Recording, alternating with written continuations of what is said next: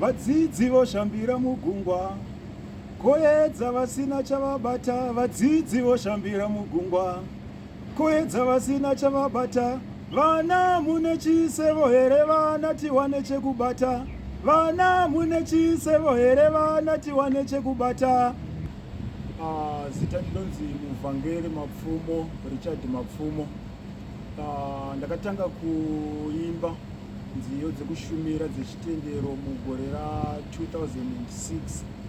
Ndopa ndakatanga kuunganidza chikwata chinodaidzwa kuti vadzidzi vekutanga. Saka kubva mugore ra2006 takazotanga kutsikisa kuti nziyo dzedu dziwanikwe mukati memasaisai akasiyana siyana tine maCDs. Mugore ra2009 ndopatakatanga kupinda mumastudio tichitsikisa nziyo dzedu sechikwata chinonzi vadzidzi vekutanga, chichitungamirirwa naMuvhangeri Mapfumo. Ipapo tanga tichiri kuBedbridge. Nisa Muvhangeri ndingangoti hapana chakashanduka, ndiri kungoparidza vhangeri iroro kuburikidza nenziyo. Saka handisi muimbi anoimba nziyo dzemakorasi dziya dzekuti unogona kusangana nadzo kana kuvariro kana munzvimbo dzinoungana vanhu, asi ndiri muvhangeri ndinopiwa meseji naMwari kuburikidza nekuverenga shoko randinoparidza iroro, ndo ratinodudzira zvakare kuburikidza nenziyo. Saka donzvo guru randinaro randakatumirwa naKristu kuzoshumira semuvhangeri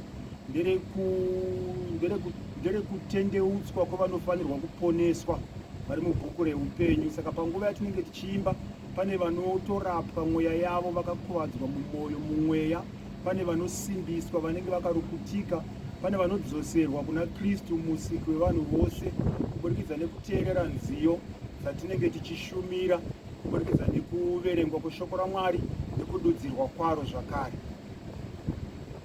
Ndoda kutenda Mwari kuti inini semuvhangeri, kana ndakatarisa ushumiri hwandati fambei ndiri mahuri ndichicherechedza kugamuchirwa kuri kuitwa meseji iri munziyo, ndiri kuona vanhu vakawanda vachipa tinoti matestimoni kana kuti kupupura kana vachinongedza dzimwe dzenziyo dzavanenge vachiteerera kuti rwiyo urwu rwakandiitira zvakanaka, rwakandibatsira.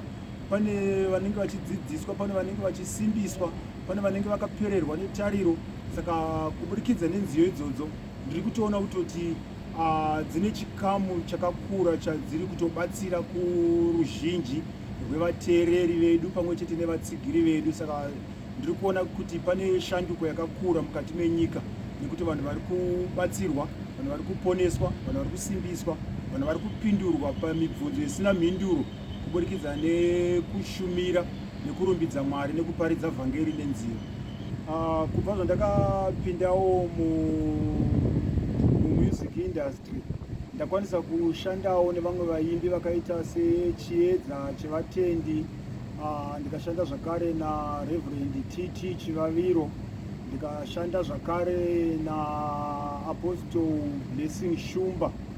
Saka ndo vamwe vevaimbi vandati ndashanda navo iko zvino. Saka seshuviro yangu semuimbi iko zvino kuti tikwanise kubata mweya yose yakapararira pasi pose, ndiri kushuvirawo zvakare kuti ndigonewo kushanda nevamwe vaimbi vasiri munyika muno, vari kunze kwenyika, zvakaita kuna South Africa uko. Tine vamwe vanoshumirawo musambo wakafanana newedu wokuparidza nekurumbidza Mwari, vakaita sana Elias Shongwe paSouth Africa apo, vana Winnie Mashava. Ndi vamwe vevanhu vandiri kunamatira kuti Mwari vakatipa mukana toda kuti tizombokupai ushumiri tichishanda pamwe chete nedzimwe hama dzedu dzisiri muno muZimbabwe asi dziri muno muAfrica. Isusu sevanhu vari kuparidza ivhangeri takatarisana nedambudziko ratingati rawira pasi rose rekutorwa kwezvinodhaka. Saka isusu shoko redu rekutanga tiri kuti zvinodhakwa ngazvisatorwa, tiri kuti pasi nekutorwa kwezvinodhaka. Saka kurudziro hombe huru yatiri kupa inotaurwa mushoko raMwari ndeyekuti isusu zvinotangira kwatiri isusu vabereki mudzimuri dzatiri, rovedzerai vana kuti vauye kuna Kristu. kana vana vakauya kuna Kristu, mamwe matambudziko ose anopera. Hatizosari tine dambudziko rekutorwa kwezvinodhaka, nekuti muna Kristu ndo basa raMweya Mutsvene rekutsiura, rekudzidzisa, rekuratidza chakanaka nechakaipa. Saka tingatambura tikawana rumwe rubatsiro rwese nevamwe vabatsiri vese, asi kana munhu asati adzoka kumusiki wake, ndo panenge paine mhinduro yake. Dambudziko hombe harigoni kupera. Tinogona kutora munhu tikamuisa muchizarira, mangwana akabuda tinenge tashanda nemunhu wekunze. Saka isusu tiri kushanda nemunhu womukati kuburikidza neshoko ratinenge tichipiwa naMweya Mutsvene. Ndo basa guru ratiri kuita iroro. Saka zvinodhaka zvinofanirwa kusvika pazvicharega kuzotorwa mukati memhuri dzatigere kana vanhu vakauya kuna Kristu Jesu. Kwangu wandingakurudzira nawo, takatarisana nezororo rekisimusi ratakatarisana naro.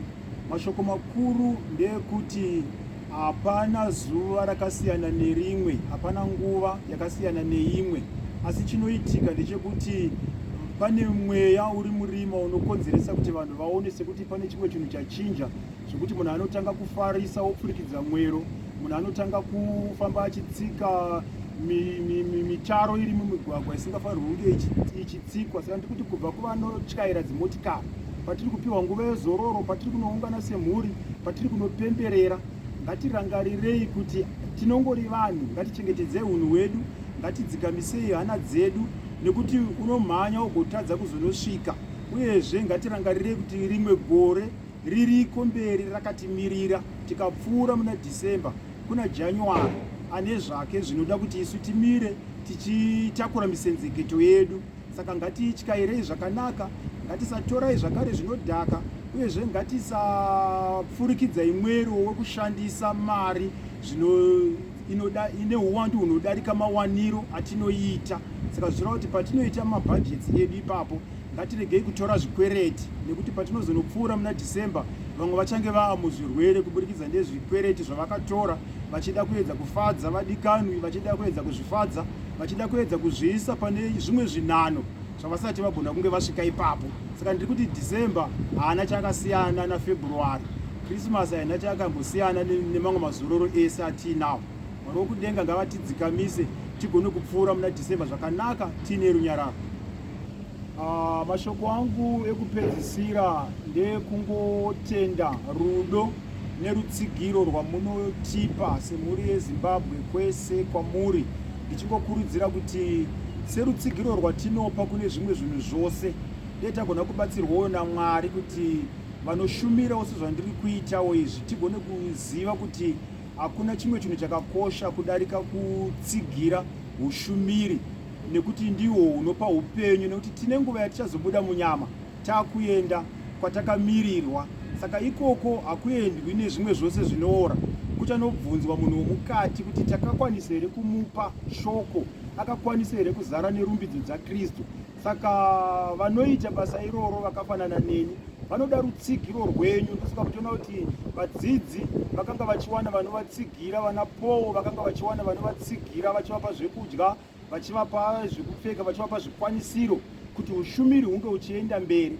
Saka mwoyo wangu ungafara chaizvo tikawana vanhu vanoda kupromota, vanoda kusponza, vanoda kutengawo zvinenge zvichitengwa kuti basa irori rekushumira nerekuparidza rigone kuendawo mberi, tisangoendesa mberi zvimwe zvinhu zvisina chekuita nemweya yedu mukati.